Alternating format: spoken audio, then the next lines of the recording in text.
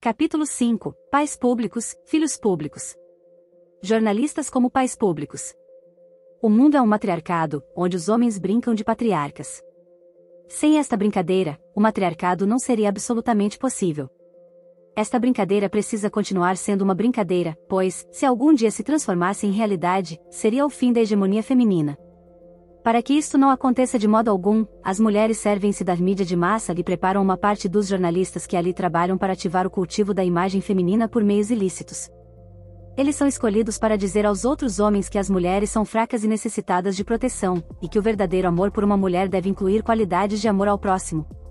O verdadeiro patriarca seria o homem que, a. ampara outras pessoas e, b. toma isto como pretexto, a fim de impor-lhes uma determinada maneira de vida. Somente a qualidade, a. de patriarca é desejável para as mulheres, pois elas não podem aproveitar a qualidade, b. Mas acontece que, a. não funciona sem, b. Quem ganha o dinheiro, quer também determinar a forma de gastá-lo, para não perder o gosto pelo trabalho. Para que a proveitosa qualidade, a. seja conservada, o homem precisa pensar que também possui a qualidade, b. Em outras palavras, para que a valorização econômica de sua energia se realize sem atritos, o homem precisa estar convencido de estar exercendo opressão sobre sua mulher. É necessário sugerir-lhe que, em troca do dinheiro que ganha para ela, deveria ser obrigada a executar os mais ínfimos trabalhos escravos e ser explorada sexualmente. Em base privada, esta manobra de simulação é de difícil execução. Todo marido sabe que, no controle automatizado de sua casa, a mulher poderá ser tudo, menos escrava. Na maior parte dos casamentos, a mulher decide todos os problemas financeiros, pois, segundo estatísticas, a decisão das compras pertence quase sempre somente à mulher, apenas no caso dos bens de consumo, para cuja apreciação se exigem conhecimentos técnicos, automóveis, eletrodomésticos, ela decide em conjunto com o marido. No âmbito social, é a mulher quem toma quase todas as decisões, determina o número de filhos por meio do uso objetivo dos anticoncepcionais, decide sua educação com sua presença em casa, escolhe os amigos e parentes com quem devem manter relações de amizade. Nem se pode falar em exploração sexual. A frequência do coito, após 10 anos de casamento, é fixada pelo americano Kinsley em 2 vezes semanais. Mesmo para uma mulher frígida, para outro tipo de mulher isso não se constituiria em exploração, não há nenhum caso de estafa. É muito mais fácil enganar um homem, quanto ao papel que desempenha, por meio da influência sobre a opinião pública. Todo homem sabe que pessoalmente não explora ninguém nem oprime ninguém sexualmente, mas, quem sabe, os outros o fazem? Se os jornais, rádios e TVs continuam repetindo diariamente a mesma coisa, acabará acreditando.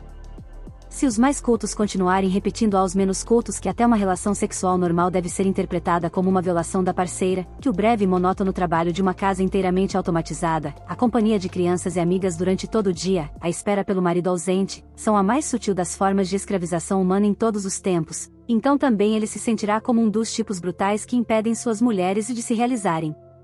E assim a luta pelo pão de cada dia para sua filha adotiva terá novamente sentido. Pais públicos são homens que divulgam entre seus colegas masculinos dados falsos sobre a mulher, mantendo assim o status feminino de objeto de proteção. São os jornalistas de diários e revistas que se ocupam de assuntos femininos, redatores de rádio e TV que preparam folhetins sobre a mulher oprimida, fazedores de filmes sobre a emancipação da mulher qualquer que seja seu colorido político, pseudo-escritores que se jactam de sua força e documentam romanesca ou autobiograficamente o abuso sexual exercido sobre suas inocentes companheiras de folguedos, etc. Todos estes pais públicos têm algo em comum, não agem por motivos indignos. Alguns deles são obrigados a dizerem verdades, outros, desejariam poder acreditar no que eles mesmos dizem, e outros, ainda, que acreditam realmente em suas afirmativas.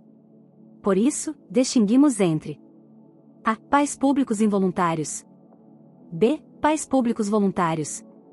c. Pais públicos por incapacidade. Pais públicos involuntários. Trata-se aqui de jornalistas, obrigados por seus editores, ou produtores, a falsas afirmações. Um jornalista que não possa arriscar seu emprego, portanto, um jornalista com família, é obrigado a escrever o que o seu editor deseja. Parece até que a liberdade de imprensa é uma liberdade de imprensa para editores, porém, fundamentalmente, ela não é nem isso. O editor que quiser vender seu produto, deve agir segundo as leis de economia de mercado, isto é, editará apenas aquilo que o público quiser ler. A liberdade de imprensa, em última análise, nada mais é do que a liberdade que o consumidor tem de poder ler em seu jornal aquilo que pensa. Por motivos já citados, tanto os homens como as mulheres querem ler que as mulheres são oprimidas, portanto, um jornalista mal terá a oportunidade de publicar alguma coisa em contrário. Numa sociedade capitalista, não é a mass media que manipula a população, mas a população que manipula a mass media. A decisão ainda estaria com as mulheres, mesmo quando os homens desejassem ler alguma coisa sobre o papel que interpretam. Apesar de ambos serem leitores, a mulher é a consumidora em larga escala. Como já foi dito, nas compras de artigos de decoração e de instalação do lar, de artigos de consumo diário, a decisão é tomada pela mulher, sendo por este motivo dirigidas a elas campanhas publicitárias, direta ou indiretamente. Como os órgãos da imprensa, em sua maior parte, são financiados pelos anúncios, desapareceriam automaticamente no dia em que as mulheres deixassem de comprar determinado jornal ou revista, por não lhes agradar a redação dos mesmos. Assim sendo, os homens, mesmo que quisessem, jamais teriam chance de publicar sua opinião sobre as mulheres num órgão da imprensa que é dirigido, em sua maioria, apenas a um dos sexos. O mesmo raciocínio é válido para as transmissões de TV, financiadas pela propaganda. Na maior parte dos países ocidentais, ver televisão é ver propaganda. O que significa que também suas transmissões dependem da censura feminina. Naturalmente, não se trata de censura prévia, mas posterior. Funciona da seguinte maneira: se o órgão não tiver acolhida, o produtor estará liquidado. Ele procura evitar isso com a autocensura. Às vezes, pode-se ensaiar uma maneira cautelosa de apresentar algo que retrate as mulheres com maior fidelidade, o que pode ser útil e atrair o interesse passageiro de determinado jornal, mas a vitória final será sempre da mulher. Para cada artigo que critique as mulheres, serão publicados centenas que as glorifiquem. É principalmente nas publicações dirigidas aos leitores masculinos que se nota que eles não se interessam pelo seu verdadeiro papel. Uma revista feminina moderna como a Cosmopolitan talvez pudesse arriscar-se a criticar a sociedade paternalista, pelo fato de ser lida exclusivamente por mulheres, que sabem muito bem o que fizeram dos homens.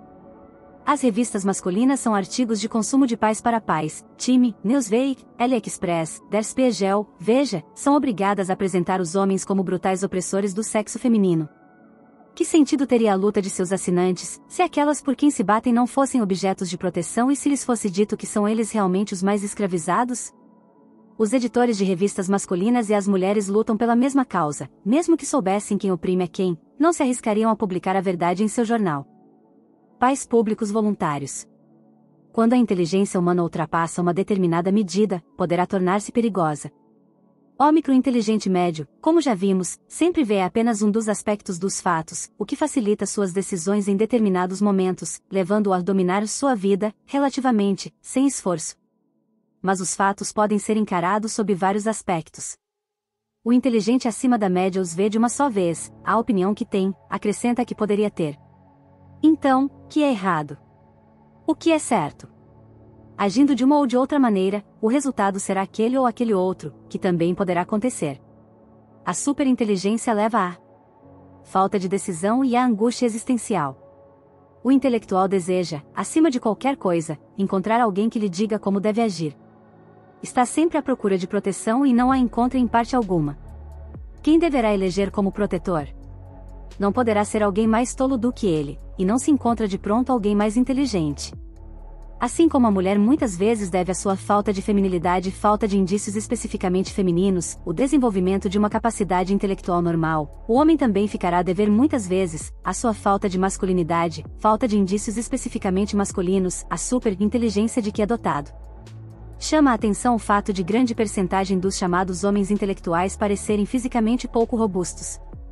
A incapacidade para bater num colega de classe pode ter sido maior causadora do aparecimento de grandes pensadores do que o interesse pelos segredos do universo, pode provocar o recolhimento automático a um plano em que se alcança a autossuficiência, que nos poderá ser negada em outro campo. Como os jovens portadores de óculos são também muitas vezes grandes leitores, muitos pensam que a leitura provoca defeitos na visão. Mas a verdade é que estas pessoas leem porque têm olhos fracos. Motivados por sua constituição peculiar, procuram acrescentar outros valores. Para os homens, há duas possibilidades: ou confessam sua angústia existencial, ou a ocultam sob a máscara da valentia. A mulher pode ser medrosa, deve sê-lo, mas o homem não pode. Como o homem medroso não procura um objeto de proteção, mas quem o proteja, uma mãe, ele se mostrará mais difícil do que os outros. Uma mãe teria que lhe ser intelectualmente superior e fisicamente contrastante. Será difícil encontrar uma mulher que preencha estas duas condições. A idealização da mãe surge sempre após o sucesso profissional. Quando um intelectual se torna conhecido como escritor, pintor, diretor ou compositor, pode ter conseguido descrever a outros intelectuais, de maneira convincente, sua angústia existencial, a ponto destes conseguirem se identificar com ele. Encontra depois ainda uma mulher para protegê-lo. É o momento de demonstrar abertamente sua angústia, que pode torná-lo até mais interessante. Em sua obra, descrevem sempre mulheres fortes e poderosas, a quem os homens se entregam incondicionalmente. Os artistas masculinos, em relação às mulheres, sempre serão adoradores ou delatores. Ingmar Bergman ou Norman Mailer, nunca são encontrados no mesmo plano. No entanto, a maior parte dos intelectuais parece preferir a imagem de Norman Mailer ao do eterno adorador. Por receio de verem a sua angústia descoberta, imitam os homens que desejariam ser. Como poucos dentre eles são bons artistas, muitas vezes ultrapassam o objetivo, principalmente, quando se trata de grupos maiores de intelectuais, o exagero chega a ser grotesco. Quem, hoje em dia, entrar inadvertidamente na redação de um jornal, de uma estação de TV ou de uma agência de publicidade, lugares, portanto, onde existem ultrassensíveis em demasia, deve sentir-se como se estivesse em um cargueiro. Os homens que se encontram nestes lugares inteiramente climatizados e atapetados, parecem esperar, de um momento para o outro, que se faça a chamada para ir alimentar a fornalha com carvão, carregar o navio ou lançar a âncora. Com seus casacos de couro gastos, suas calças resistentes de algodão, suas barbichas, cachimbos e apitos, parecem gente do mar, operários de construção, não tendo a aparência de homens cujo único esforço físico consiste em segurar um lápis entre os dedos. São ultracompensados os homens que imitam os outros homens com exagero. Fazem tudo o que os outros fazem, mas como não existe necessidade real de fazê-lo, perdem a proporção. Somente por serem de opinião que se trata de uma atitude masculina, atormentam-se com uísque e cachaças fortes, estragam a saúde com cigarros feitos à mão, passam os sábados em campos de futebol, assobiam para os homens, viajam apertados em incômodos carros esporte ou em velozes motocicletas BMW, etc. Apesar de serem contra qualquer derramamento de sangue, lutam fanaticamente contra quaisquer limitações de velocidade no trânsito. Apesar de temerem a morte como ninguém, são os únicos a imaginá-la fantasiosamente, são fumantes inveterados, garantindo-se assim uma morte prematura por câncer pulmonar. Apesar de serem tímidos no trato com as mulheres, e de costumarem usar expressões escolhidas, dizem ser frustrados, progressistas, e sabem o sentido dessas expressões, conversam entre si no mais vulgar jargão operário: mulheres são bonecas, fêmeas que a gente crucifica e trepa. Enquanto o operário, que lhe serve de modelo, usa aos domingos sua melhor roupa, eles põem também no fim de semana o uniforme de trabalho. Para comparecer a reuniões culturais, tais como concertos, teatros, exposições de arte, vestem-se elegantemente com conjuntos jeans, desbotados artificialmente. A imagem do homem diferente deve ser defendida a qualquer preço. Somente recorrem à sua inteligência superior e confessam sua fraqueza diante dos fortes, nos terrenos em que não podem igualar seus modelos. Um intelectual, geralmente, não sabe pregar um prego na parede, não sabe como funciona um automóvel, não entende de questões econômicas e, quando precisa trocar um fusível, chama o porteiro. Saber fazer essas coisas demonstraria uma inteligência primária, e ele é um sujeito legal, mas nem por isso é um primário. Assim como a mulher, para ser feminina, não deve saber nada, o intelectual também não deve, pois já sabe outras coisas.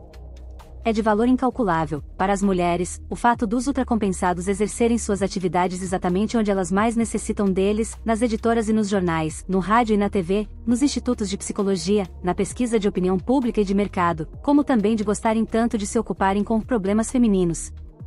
Ao contrário dos adoradores, não dizem às mulheres vocês são as maiores. É natural dizem que também neste campo queiram ultracompensar, e é por isso que gostam tanto dos problemas femininos. Dizem nós somos os maiores, e vocês, pobres coitadas, ainda não descobriram o quanto nós exploramos e abusamos de vocês? E não pode ser de outra maneira, para que não demonstrem o quanto estão necessitados de proteção, os ultracompensados precisam apresentar, como tal, justamente aqueles de quem esperam proteção. O homem médio tem aparência de forte, o intelectual precisa encontrar alguém mais fraco do que ele, para que possa parecer forte. Portanto, os homens intelectuais são os melhores aliados que as mulheres podem desejar para defenderem sua condição de objetos de proteção. Assim, defendem os interesses masculinos e femininos. A mulher precisa parecer fraca, o intelectual, forte. O jornalista que, em sua coluna diária, comenta a maneira impiedosa como os homens oprimem as mulheres, sem que ele próprio o faça, é quem mais se aproxima da ideia que as mulheres fazem do bom jornalismo. O redator de TV que se mostra indignado contra a designação de objeto sexual e recomenda a seus companheiros de sexo que adotem, no trato com as mulheres, as virtudes do amor ao próximo, tais como o espírito de sacrifício, o desprendimento, a tolerância, faz o melhor programa de televisão, segundo o critério feminino. É irônico o fato de justamente os homens mais necessitados de proteção dizerem às mulheres o quanto elas necessitam de proteção, e que justamente os neutros sexuais lhes digam o quanto é abusivo o tratamento que os homens lhes dão na cama. Mas, contudo, isso é do interesse de todos, também dos homens, ninguém examinará mais de perto a questão. São muito raras as mulheres que não querem ser protegidas e, no entanto, são as únicas que poderiam adotar uma posição contrária, mas a opinião de tão poucas não pesa na balança. Pais públicos por incapacidade. Há homens que não somente dizem que as mulheres são oprimidas por eles, mas que realmente acreditam nisso. São os pais públicos por incapacidade intelectual, homens que não conseguem dar interpretação conjunta aos fatos mais simples. Esta incapacidade não precisa atingir necessariamente todo o processo intelectual, pode atingir apenas uma parte. Friedrich Engels, Karl Marx, August Bebel, Sigmund Freud, foram homens inteligentes, mas falharam inequivocadamente na análise das relações intersexuais, vide capítulo O sexo mais fraco é o mais forte. Explica-se isso pelo fato de que os homens educados por mulheres, e quem não o é, não estão mais, absolutamente, em situação de opinar imparcialmente sobre elas. Este assunto foi pormenorizadamente descrito em meu livro O Homem Domado. Atualmente, a psicologia parte do princípio de que a noção dos valores humanos, em sua maior parte, é transmitida pela pessoa forte, a mãe, portanto, logo nos primeiros anos de vida. Os maiores árbitros de mulheres provinham de famílias burguesas bem situadas, suas mães eram objetos de proteção de primeira ordem, que defendiam naturalmente sua condição privilegiada com conhecidos métodos de lavagem cerebral. Viam raramente o pai, que era o verdadeiro escravo da família, dado o seu trabalho escravo em prol da mulher e dos filhos. Naturalmente, também é possível, o que já foi devidamente esclarecido, que os mencionados revolucionários fossem demagogos habilidosos que, por motivos políticos, inventaram a lenda da mulher oprimida. Considerando suas realizações intelectuais em outros campos, esta explicação torna-se óbvia. A exceção talvez fosse Sigmund Freud, se estava consciente das tolices que afirmava a respeito das mulheres, é possível que pertencesse ao grupo dos ultracompensados. A bem dos históricos árbitros femininos, deve-se dizer que, antes da implantação do direito feminino ao voto e sem a aceitação atual do esclarecimento sobre assuntos relativos ao sexo, os homens ainda poderiam achar que as mulheres viviam oprimidas. Quando um intelectual como John Kenneth Galbraith, professor em Harvard no ano de 1974, denomina a mulher dos Estados Unidos de criada do homem e põe no papel frases como esta: na marcha da democratização, quase toda a população masculina tem hoje uma esposa à sua disposição como criada, em J. K. Galbraith, Economia Estatal e Empresarial, Munique, 1974. Então, encontra-se para isso apenas duas explicações plausíveis: ele não quer ver os fatos, ou não pode vê-los, se faz de tolo ou é tolo. Ignora, pois, no mínimo, os seguintes fatos válidos para a maior parte dos países industrializados do Ocidente. 1. Os homens prestam serviço militar, as mulheres, não. 2. Os homens vão à guerra, as mulheres, não. 3. Os homens aposentam-se mais tardiamente do que as mulheres, embora, por motivo de sua expectativa de vida mais curta, tivessem direito a aposentar-se mais cedo. 4. Os homens não têm influência prática sobre sua própria descendência, para eles, não há pílula nem interrupção de gravidez, são obrigados ou podem, apenas ter os filhos que suas mulheres quiserem ter. 5. Os homens sustentam as mulheres não sustentam os homens, a não ser ocasionalmente. 6. Os homens trabalham por toda a vida, as mulheres não trabalham ou fazem, apenas, ocasionalmente. 7. Embora os homens trabalhem durante toda a vida e as mulheres, apenas ocasionalmente, ou nem sequer trabalhem, eles, tomados globalmente, são mais pobres. As mulheres dos Estados Unidos detêm 61% da fortuna privada daquele país. 8. Os homens têm apenas filhos emprestados, as mulheres podem guardá-los. Como os homens trabalham durante toda a vida e as mulheres, não eles são automaticamente expoliados de seus filhos pela mãe, em caso de divórcio, sob a argumentação de que precisam trabalhar. A lista das desvantagens masculinas poderia ser aumentada à vontade. Se um jornalista, em vista destes fatos comprováveis, continuar afirmando que a mulher é a escrava do homem, acreditando nesta sua assertiva, errou a profissão, pois não sabe desenvolver logicamente seu pensamento. Filhos públicos. Que seria uma acusação sem testemunhas?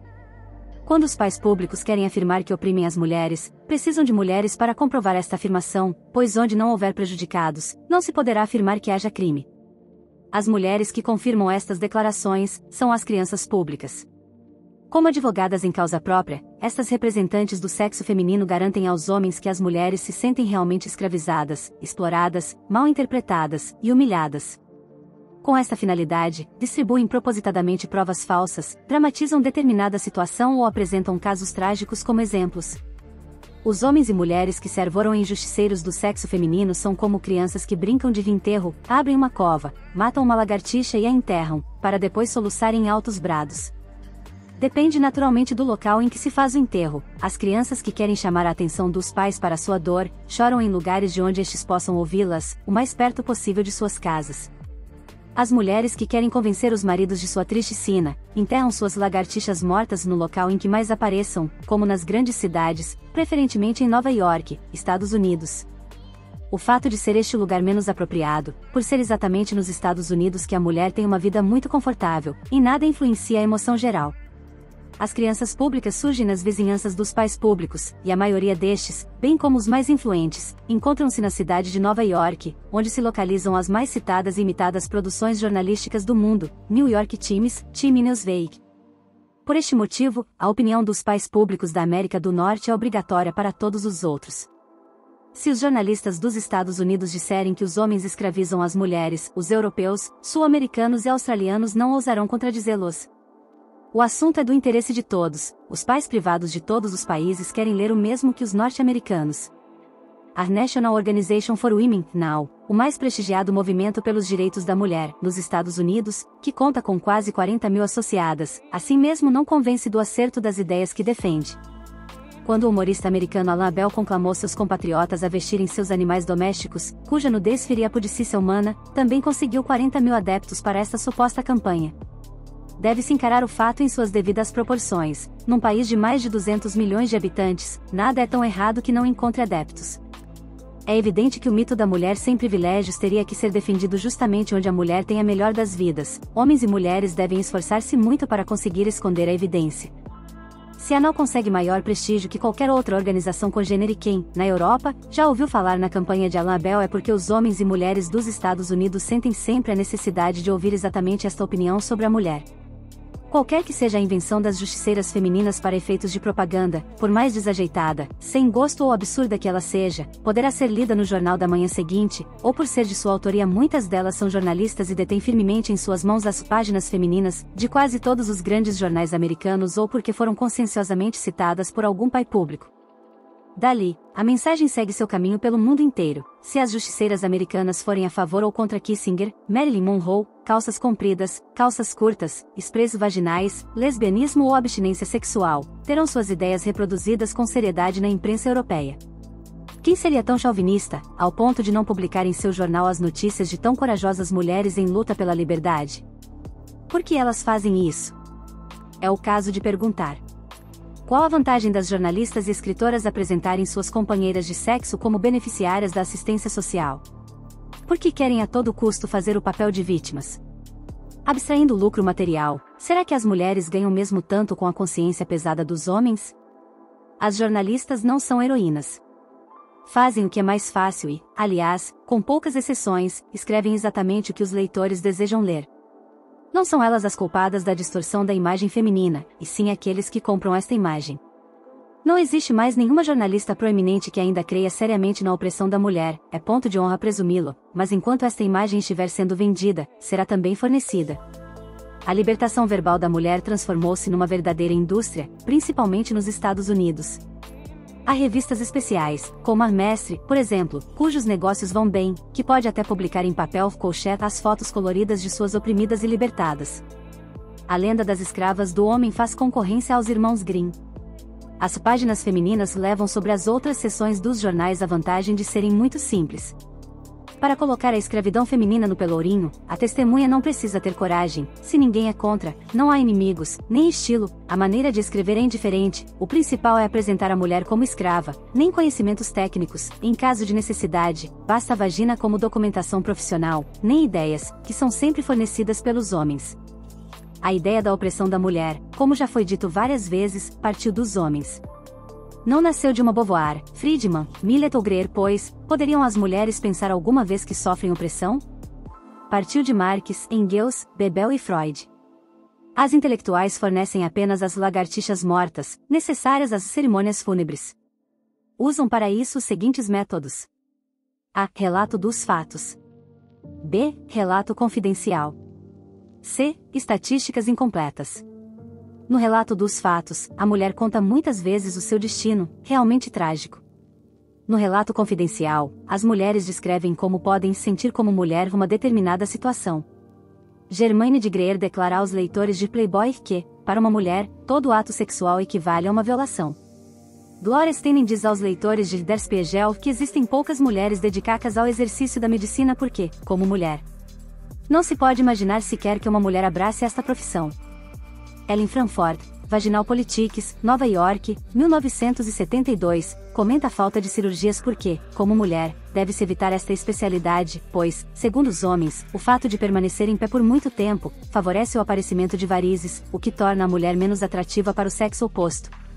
Para demonstrar como a mulher se sente em face do dia a dia, elas se comparam às minorias raciais. As americanas acham que são tratadas em igualdade de condições com os negros de sua terra, e as dos demais países ocidentais acham que lhes é dado o mesmo tratamento que há aos negros americanos. Nós somos os negros da nação. Enquanto os dois primeiros relatos são manipulados de maneira dramática, o método da estatística incompleta é apresentado de uma maneira fria e científica.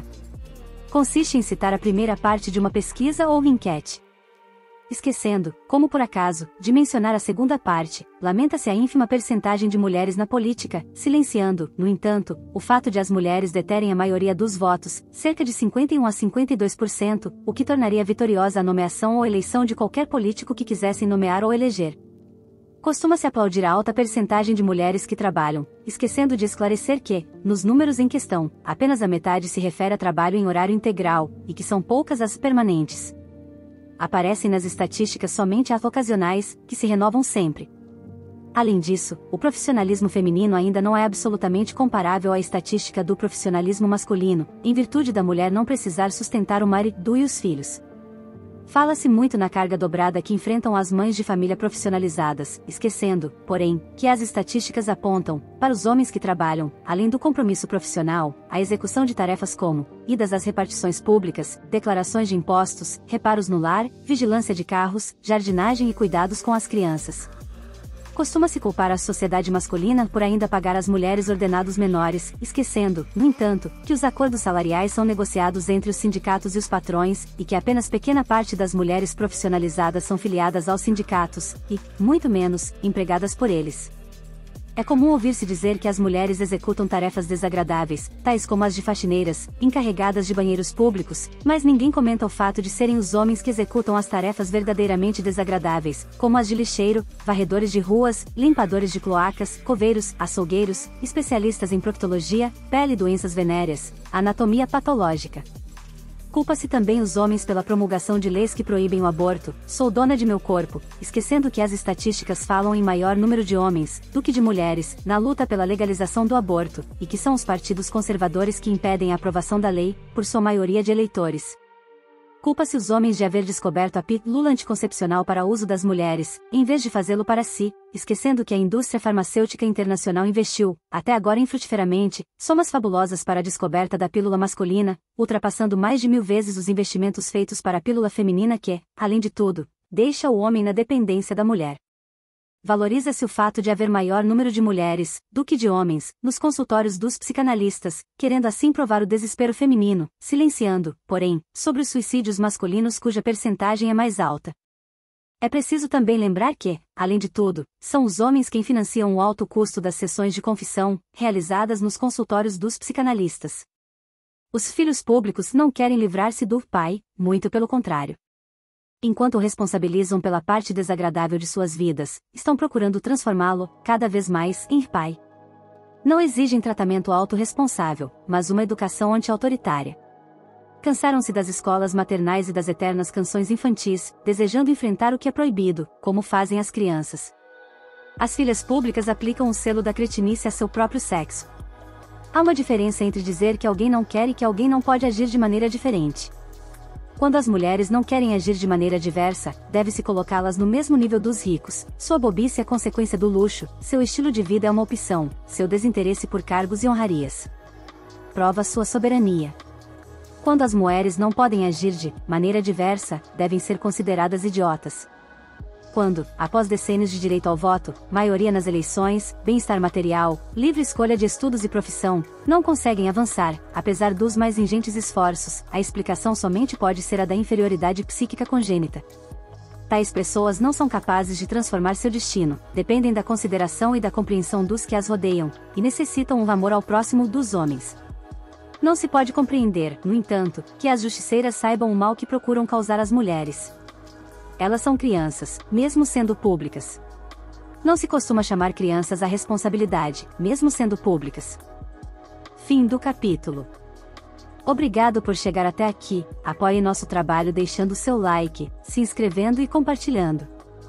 Escreva nos comentários suas reflexões sobre o livro. Até breve.